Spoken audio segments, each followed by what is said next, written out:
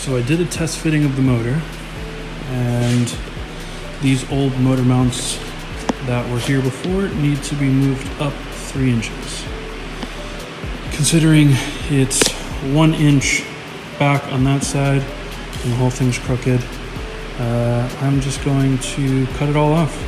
This is my weld and plasma cutter setup. Plasma 60, Eastwood MiG 250. It's been great for me so far, so yeah, we'll do some plasma cutting now. This is some thick steel that I gotta cut off. I gotta cut this. This was for the winch that I'm not gonna put in there anymore. And I gotta cut these off.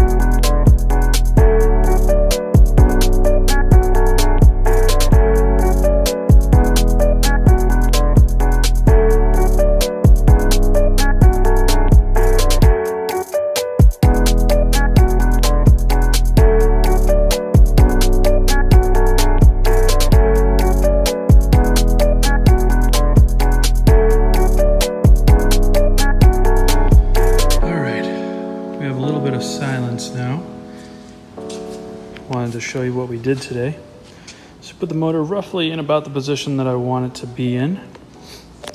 Took the front fan off because that's the only way to get it close enough where the firewall won't hit. So the firewall is right on this body mount. So it's about there. And then with the distributor, should be pretty good. I'm gonna measure it up a little bit more precisely so I can see where I put the gear shift lever. Got the fuel tank in the mail today, and it fits just about as perfectly as I want it to. It's a 16 gallon, has a little bit of space on each side for me to weld in some supports. Got straps over there. The fuel cap is gonna go through the floor in the rear. It probably will be flush mounted, so this tank will be lower once it's just sitting on milk crates. But yeah, we got a lot done today. I'm happy. Put the transmission on the motor, put the torque converter in, so you can see before in the video, and torqued all the bolts. Got everything in there, so we're moving forward. Next step is really measuring and putting in the motor mounts here, welding them in, and the transmission mount, which has to line up with this. So I'll move this over and make something that goes in there. And yeah, looking good, huh? I'm happy. See you later.